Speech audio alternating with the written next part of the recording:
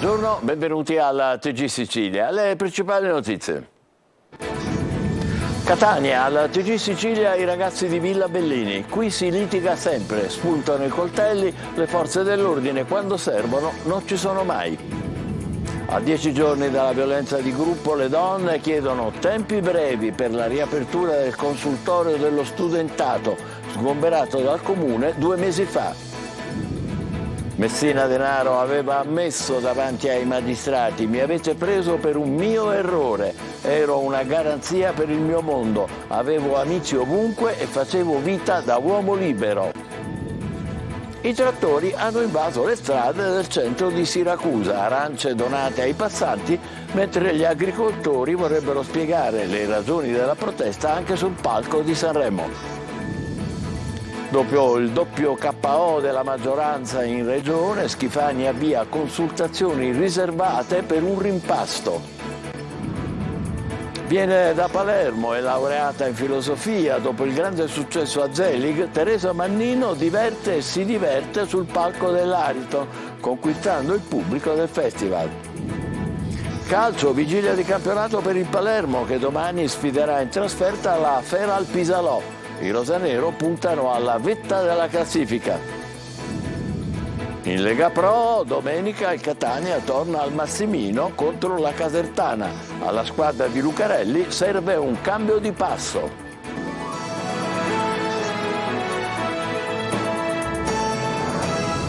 Bentrovati. La violenza sessuale a Villa Bellini a Catania è solo la punta di un iceberg. Nel giardino caro ai catanesi si litiga e spesso spuntano i coltelli. Tra i ragazzini è ancora forte il ricordo dello stupro subito da una loro coetanea. Tonino De Mana. Non è un luogo sicuro, si litiga e a volte spuntano anche i coltelli. A Villa Bellini succede di tutto e lo stupro della tredicenne ad opera del branco, in questo caso un gruppetto di egiziani, è solo la punta dell'iceberg di una città che si interroga sulla sicurezza cercando di trovare qualche soluzione al problema. Per molti la soluzione drastica e dolorosa è però non venire più a Villa Bellini o comunque sconsigliarla alle persone care. Chi vive la villa e non ha paura è questo gruppetto di ragazzini. Sono minorenni, parlano di tutto e commentano anche lo stupro della loro coetanea avvenuto nei bagni proprio di fronte alla panchina dove ci troviamo. A me dispiace comunque perché quel ragazzo non ha potuto fare niente. Se mi fossi trovato nei suoi panni comunque avrei provato a fare qualcosa, però secondo me non ha potuto fare niente perché se voleva... Se tu avessi assistito ad una scena del genere, cosa avresti fatto nell'immediato? Ci avessi dato coppa. Se tu fossi stato presente o comunque avessi notato qualcosa, cosa avresti fatto? Ci sarei andato, ma anche su Scapocoppa, però ci facevo qualcosa, va. Ti è capitato a Villa Bellini di assistere ad episodi di violenza? Sì, eravamo con i miei compagni e gli altri avevano sempre cutetti, cose. Ci sono ormai bambini che si acchiappano sempre, cercano discussioni e vengono sempre eventi contro uno, così. Avresti chiamato le forze dell'ordine? Non lo so onestamente. Non hai fiducia nelle forze dell'ordine? No. Ma perché non ci sono o perché per altro? No, perché non ci sono. Perché nel momento del bisogno non vengono. Villa Bellini è anche un dormitorio a cielo aperto e al coperto. Il casotto che vedete, un tempo utilizzato per conservare attrezzi dei giardinieri, oggi è un rifugio di fortuna per senza tetto. Dopo lo stupro del 30 gennaio i controlli sono stati potenziati o quantomeno si nota una maggiore presenza delle forze dell'ordine. Quanto è successo ci dice che dobbiamo fare di più e dobbiamo fare meglio, ma è quello su cui stiamo ragionando, coordinati dal signor prefetto. Più telecamere funzionanti e più uomini. Questa la soluzione per restituire dignità e decoro al giardino tanto amato dai catanesi. Contro la violenza di genere a Catania c'era un consultorio nei locali sgomberati dalla polizia perché occupati abusivamente. A distanza di oltre 2 mesi le associazioni chiedono al Comune tempi certi per poter tornare a operare nella struttura. Lorena Dolci. Una storia che mi ha colpito appunto è di questa ragazza appunto molto veramente tra l'altro anche minorenne ai tempi, che appunto ha subito delle forme di violenza da parte di un suo insegnante e quindi lei è venuta proprio qui a raccontare questa forma di violenza. Lara è una delle operatrici del consultorio Mi Cuerpo es Mio, fino a 2 mesi fa ospitato in questo palazzetto di Via Gallo, sgomberato il 5 dicembre scorso perché occupato abusivamente da un gruppo di studenti e studentesse. C'era una targa che ovviamente è stata rimossa purtroppo durante proprio il giorno dello sgombero, infatti non c'è più segno di questa targa. Che cosa facevate esattamente in questo locale? Allora, praticamente questo era letteralmente un presidio contro la violenza appunto maschile sulle donne e contro la violenza di genere. Venivano ragazze a chiedere aiuto? Sì, ragazze, ma non solo ragazze, cioè stiamo parlando qui di tutte le età. Noi avevamo ragazze dai 13 anni fino ad arrivare a donne di 65-67 anni. Da quel blitz della polizia all'alba che suscitò la solidarietà di tanti, fra cui anche il fumettista Zero Calcare, gli attivisti non si sono rassegnati. Sono state raccolte 6.000 firme per chiederne la riapertura. Oltre a vari presidi di protesta, i volontari mantengono aperti sportelli contro la violenza di genere in tutto il territorio, ma l'obiettivo è tornare qui. Il Comune ha aperto uno spiraglio per l'assegnazione di questi locali attraverso una gara pubblica a cui loro sono pronti a partecipare. Chiediamo però che questi tempi si accelerino, perché non vediamo il motivo per cui ancora si debba ritardare, ancora si debba aspettare, nonostante siano passati 2 mesi e nonostante questa città abbia urgentissimo bisogno di un presidio contro la violenza di genere. E dopo questo TG alle 14.30 su Telecolor torna il nostro ospite il sindaco di Catania, Enrico Trentino.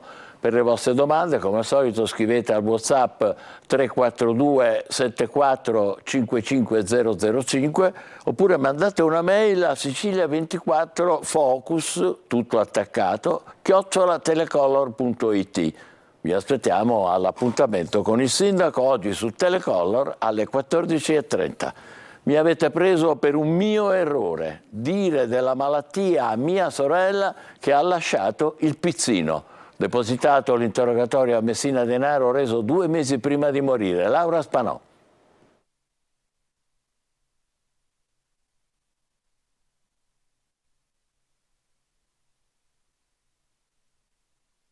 Un momento sarà pronto il nostro servizio con la deposizione di Messina Denaro ai magistrati. Intanto andiamo avanti. Emergono affari di Cosa Nostra dietro la confisca e il sequestro di oggi a Palermo, che fanno capo a 2 esponenti di mandamenti mafiosi della città. E intanto riemerge il nome di Totò Riina, dopo l'arresto a Malta del genero. Ma a Palermo l'eredità di capo commissione non sembra essere destinata a parenti del capo dei capi, ma a figure collegate per devozione ai corleonesi. Roberta Lunghi.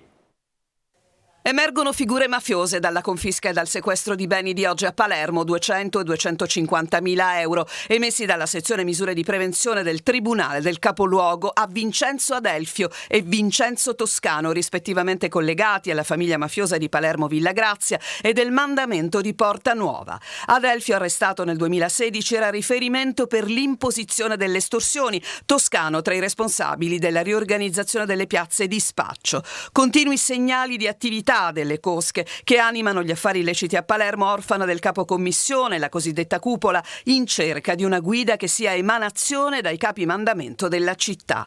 L'attuale procuratore generale di Palermo De Lucia era stato chiaro: i clan palermitani non accetterebbero mai di farsi guidare da un non palermitano e dunque nemmeno da un trapanese come Messina Denaro, originario di Castelvetrano, ma che era figura potente per i grandi affari e per questo riconosciuto l'ultimo capo della quarta commissione mafiosa, che proveniva da un vuoto di 10 anni.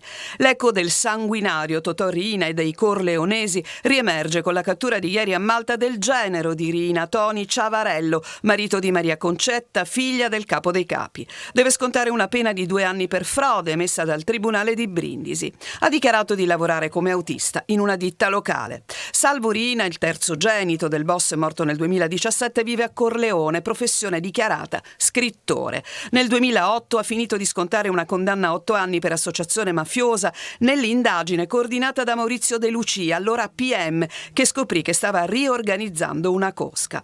Ma non c'è una discendenza familiare nel destino della nomina del nuovo capocommissione. Quelli in lizza sono legati comunque ai corleonesi, tra nuovi e vecchi boss, a partire da Giovanni Motisi, 64 anni, del mandamento di Pagliarelli, a lungo uno dei killer di fiducia di Riina. C'è anche Settimo Mineo, 85 anni, il boss siciliano più anziano, ora al 41 bis. E poi ci sono i giovani promettenti, come il latitante Giuseppe Auteri, 49 anni, conosciuto come Vassoio. Tutti loro potrebbero giocare un ruolo non secondario nel dopo Messina Denaro.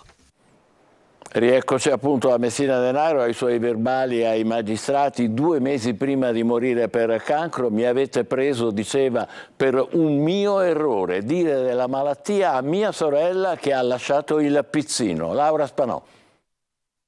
È il 7 luglio del 2023. Matteo Messina Denaro, consapevole di essere alla fine della vita, morirà 2 mesi dopo, apre uno spiraglio e risponde al procuratore aggiunto di Palermo Paolo Guido, che lo invita a contribuire a ricostruire dei pezzetti di verità. Il verbale è stato depositato oggi nella seconda udienza preliminare a carico dell'amante storica del boss, Laura Bonafede. In quel verbale, l'ultima testimonianza del boss defunto: mi avete preso per il male, se no non mi prendevate. La mattina che mi hanno arrestato, la prima cosa che uno pensa è che qualcuno ha tradito. Poi, ragionando, ho detto: vero è, ho letto le carte e mi sono fatto pure una logica, o per un errore mio dirlo a mia sorella, perché gliel'ho detto, non volevo farmi trovare morto e nessuno in famiglia sapeva niente.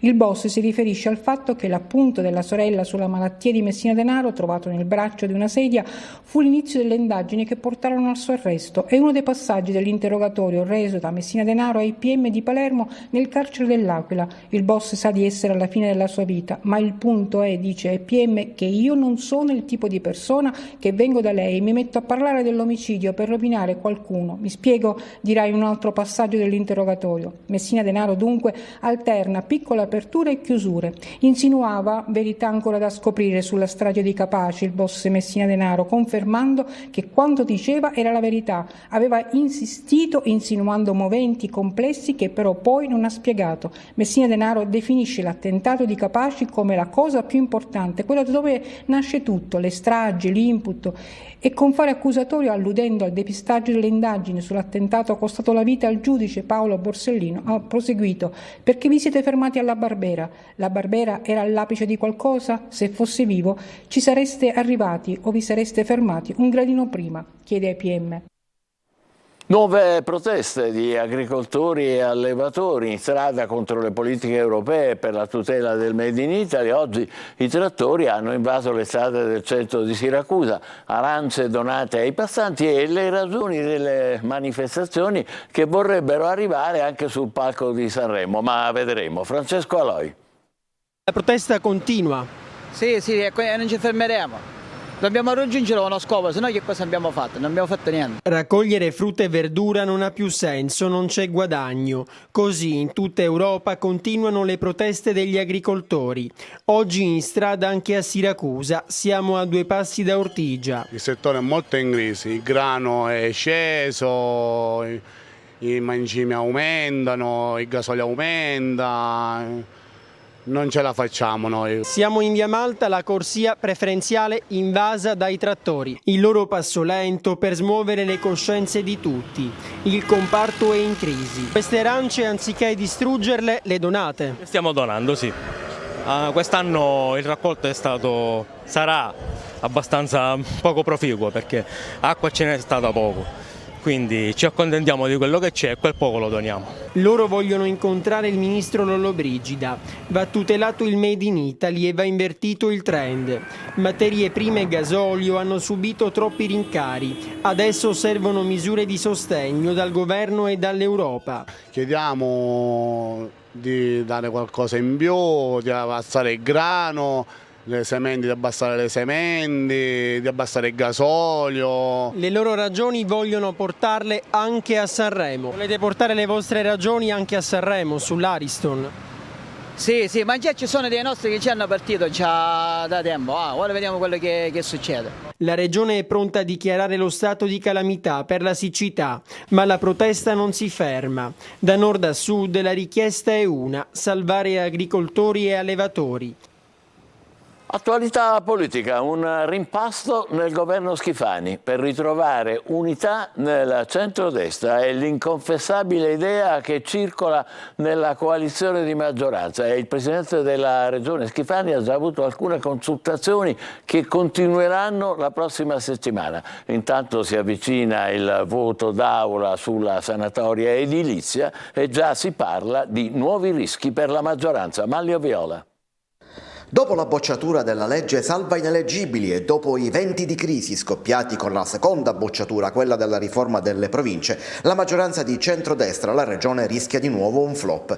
I rischi vengono dall'imminente votazione che potrebbe arrivare nei prossimi giorni o settimane all'Ars sulla riforma dell'urbanistica che al suo interno contiene una norma che è stata già tacciata come sanatoria edilizia. È un articolo di legge che rende sanabili le case costruite in riva al mare e fino a 150 metri dalla battigia fra il 1977 e il 1985. La norma è difesa da Fratelli d'Italia che parla di rimediare ad una ingiustizia. In realtà anche i giudici del CGA hanno sollevato di recente dubbi sulla legittimità della legge che adesso si vuole abrogare, investendo della questione la Corte Costituzionale. Ma il voto in aula è un rischio all'indomani del doppio flop e dopo l'avviso mandato agli alleati dal governatore Schifani che ha detto chiaramente che non tollererà un eventuale ulteriore incidente di percorso.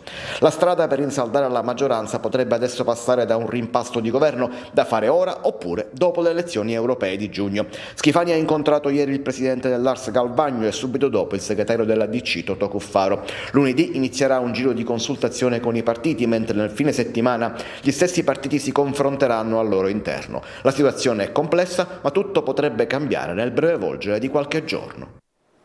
In occasione della giornata della memoria, anche Catania ha voluto ricordare la figura di Giovanni Palatucci, ultimo questore di Fiume, medaglia d'oro al merito civile con la deposizione di questa corona d'alloro davanti alla targa commemorativa che è stata posizionata nel viale degli uomini illustri all'interno della Villa Bellini. Alla manifestazione, cui hanno partecipato anche tanti studenti, hanno preso parte il prefetto di Catania Maria Carmela Librizzi e il questore Giuseppe Bellassai. Un video virale con un grande pesce che sembra uno squalo ha destato allarme tra i palermitani e molti si chiedono già se il cambiamento climatico non abbia spinto gli squali verso il Golfo di Mondello. Vediamo come stanno le cose con Marco Gullà.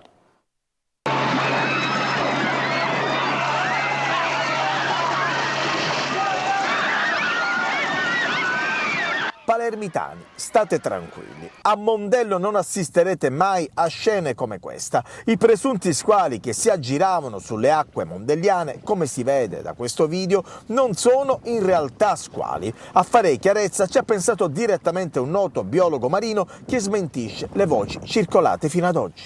Allora, innanzitutto bisogna chiarire che non si tratta di due squali, bensì di un solo pesce, un pesce osseo, non cartilagineo, quindi non sono squali, ma è un pesce spada che si trova in una zona del Golfo di Mondello molto basso, con acqua molto bassa. A Mondello sono arrivati anche dei veterinari, ma l'esemplare era già sparito. Ma perché si trovava proprio a ridosso della costa? Perché? Molto probabilmente questo animale non sta bene, è stato catturato con qualche palangaro, perché questo è il periodo dei palangari, è possibile che questo animale abbia ricevuto praticamente delle ferite durante la pesca col palangaro e che quindi cerchi zone di acqua bassa perché non sta bene. Ecco, questo potrebbe essere una possibilità. L'errore nella determinazione è dato dal fatto che il pesce spada ha una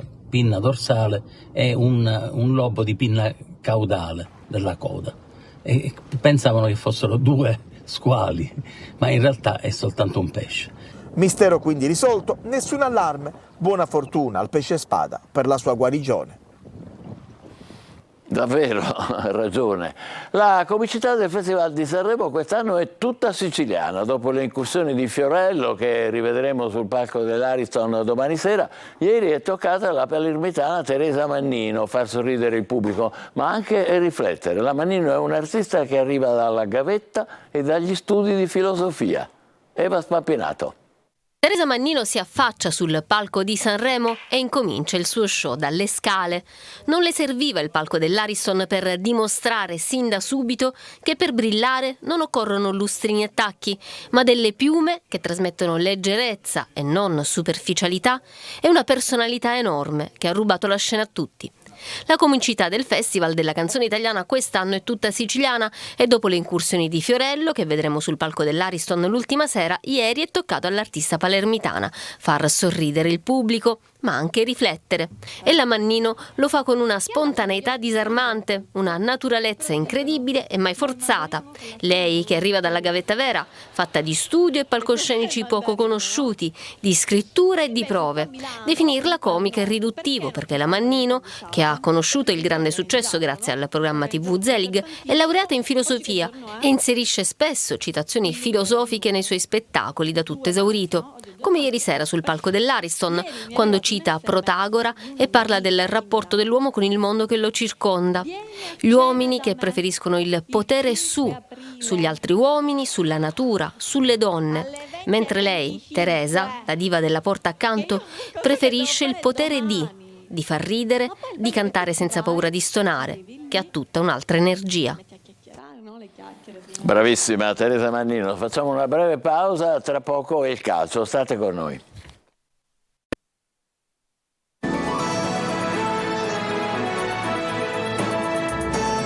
Bentornati, vigilia di campionato per il Palermo che domani giocherà a Piacenza contro la Feral Pisalò. Corini non dovrebbe cambiare molto in formazione. Marco Gullà.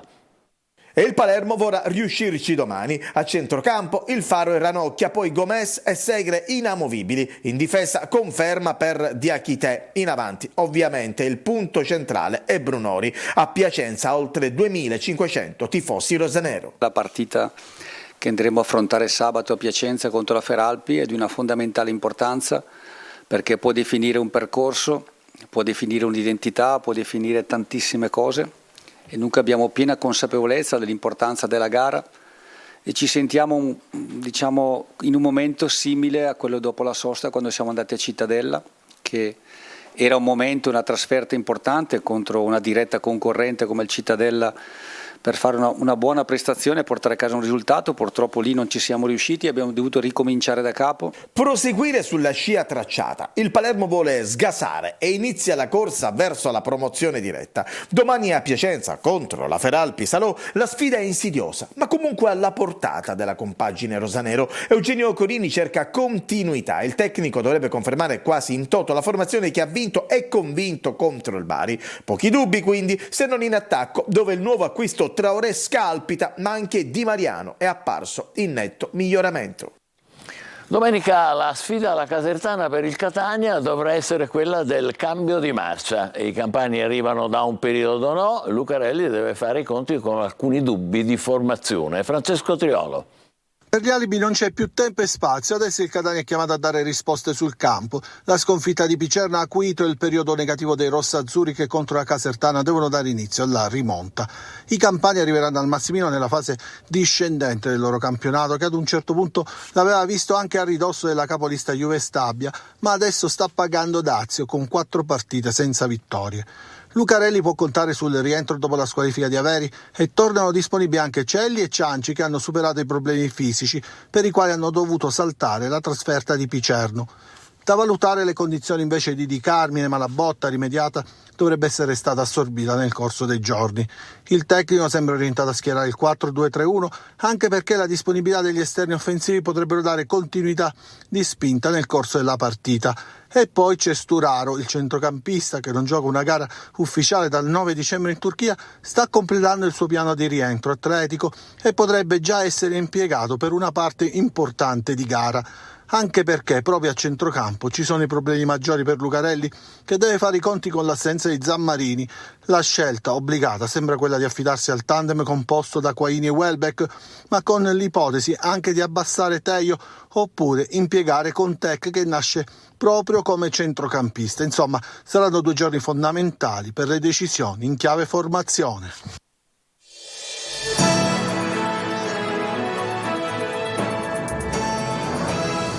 A Palermo il Consiglio Comunale non riesce più a decidere, dopo settimane di rinvii, il nuovo regolamento sulla movida, dopo che sono stati uccisi a colpi d'arma da fuoco 2 giovani. A Messina un 15enne è stato pestato dal branco per 20 euro. A Catania, avete ascoltato i ragazzini che ci vanno d'abitudine, a 10 giorni dallo stupro di gruppo alla Villa Bellini c'è ancora lo stesso clima. Sì, è vero che finalmente ci sono controlli, pattuglie, ma evidentemente non bastano. I cittadini, chi ha figli piccoli, adolescenti, non si accontentano. Le donne hanno detto che ci vorrebbe una task force di pronto intervento. La sicurezza è il problema numero 1 delle nostre città, non solo in Sicilia, sia chiaro. Tocca alla politica battere i pugni sul tavolo per avere finalmente il numero adeguato di vigili urbani, detta all'antica, e di agenti di polizia e carabinieri, a Catania come ovunque. Ed è triste assistere allo spettacolo che sta dando a Palermo la Regione. Servendosi del voto segreto, gli alleati della maggioranza continuano a farsi l'un l'altro lo sgambetto, invece di correre a Roma e chiedere infrastrutture, fondi per una migliore qualità della vita, del lavoro, la pulizia, il verde, i consultori e finalmente la sicurezza. La sola promessa del ponte di sicuro non basta. Ci fermiamo qui, TG Sicilia torna alle 20, grazie e buon pomeriggio.